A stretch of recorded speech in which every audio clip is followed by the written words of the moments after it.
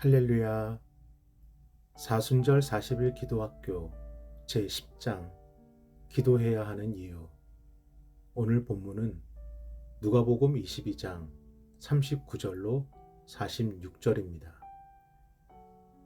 예수께서 나가사 습관을 따라 감람산에 가심에 제자들도 따라갔더니 그곳에 이르러 그들에게 이르시되 유혹에 빠지지 않게 기도하라 하시고 그들을 떠나 돌 던질 만큼 가서 무릎을 꿇고 기도하여 이르시되 아버지여 만일 아버지의 뜻이거든 이 잔을 내게서 옮기시옵소서.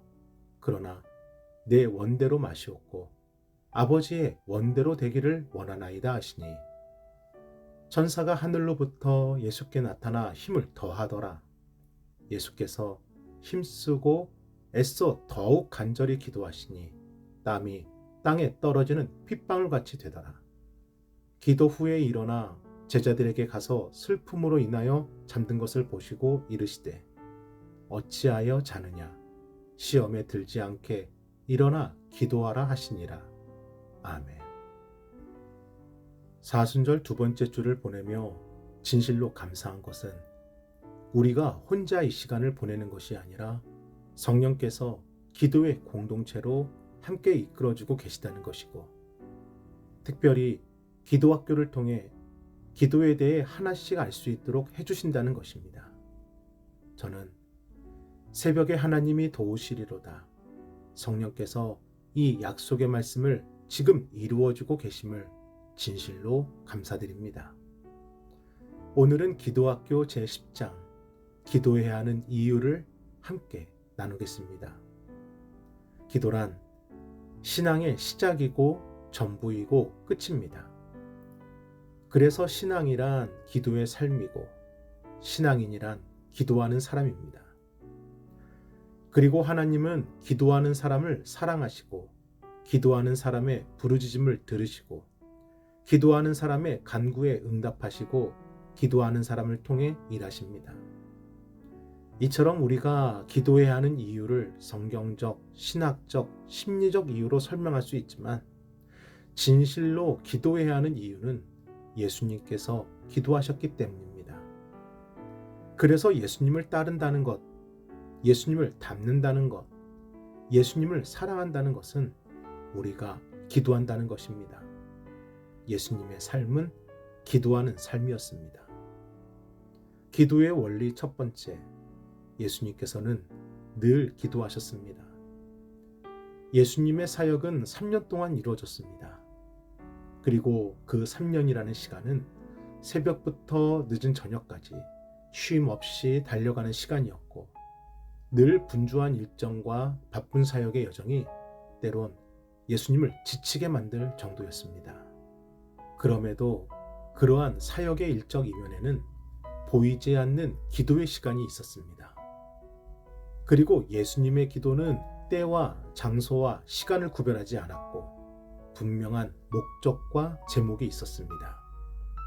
마태복음에서는 겟셋마네 동산에서 기도하시는 예수님을, 마가복음에서는 한적한 곳과 산과 새벽 미명에 기도하신 예수님을, 누가복음에서는 산과 또 습관을 따라 그리고 십자가상에서 기도하신 예수님을, 이처럼 성경은 예수님의 사역에는 기도가 있었음을 분명히 기록하고 있고 기도하신 예수님의 삶과 사역 위에는 언제나 하늘의 축복과 평안이 임하여졌습니다.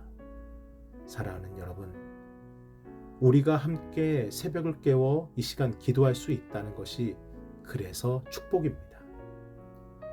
우리가 예수님을 따라가는 만큼, 우리가 예수님을 닮은 것만큼 우리에게도 하늘의 축복과 평안이 임하여지는 것입니다.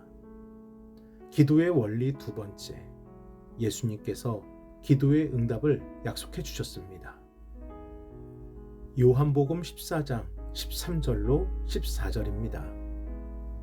너희가 내 이름으로 무엇을 구하든지 내가 행하리니 이는 아버지로 하여금 아들로 말미암아 영광을 받으시게 하려 함이라.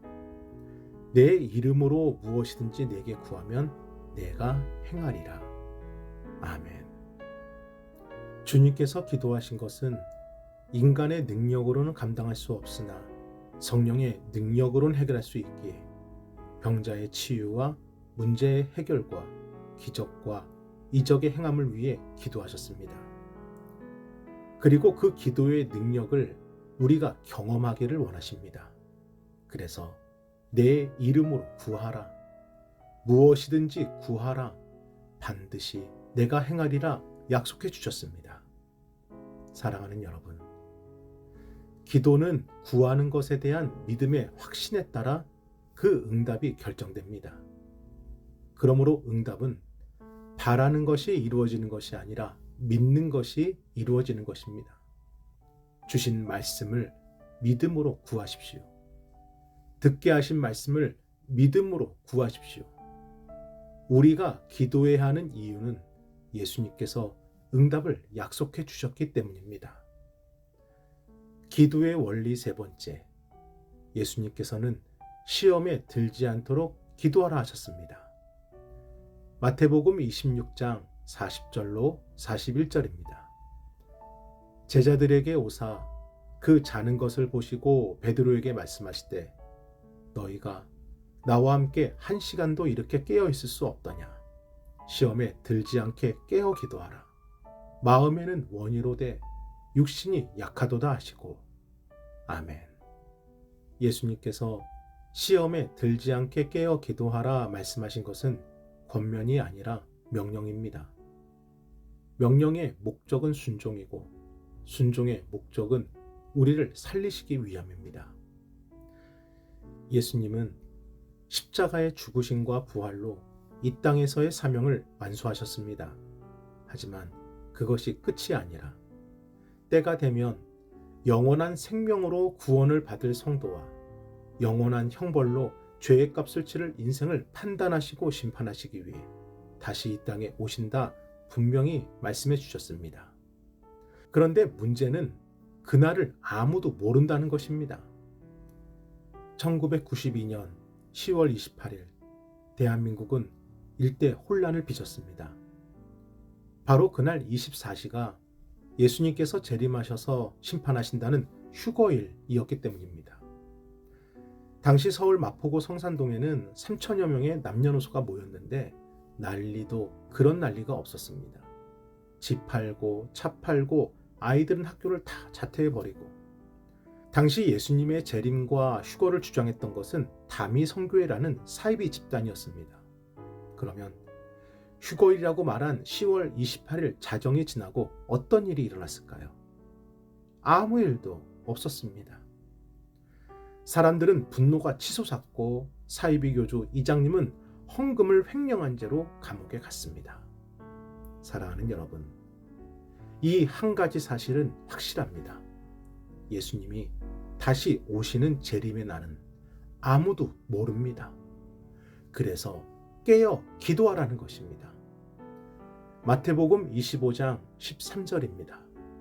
그런즉 깨어 있으라. 너희는 그 날과 그 때를 알지 못하느니라. 우리가 기도해야 하는 이유, 결론입니다. 첫 번째, 예수님께서는 늘 기도하셨습니다. 두 번째, 예수님께서 기도의 응답을 약속해 주셨습니다. 세 번째, 예수님께서는 시험에 들지 않도록 기도하라 하셨습니다. 오늘도 우리가 기도하는 것이 예수님을 따라가는 길임을 믿고 끝까지 기도로 승리하는 우리가 되기를 소망합니다. 우리 함께 기도하겠습니다.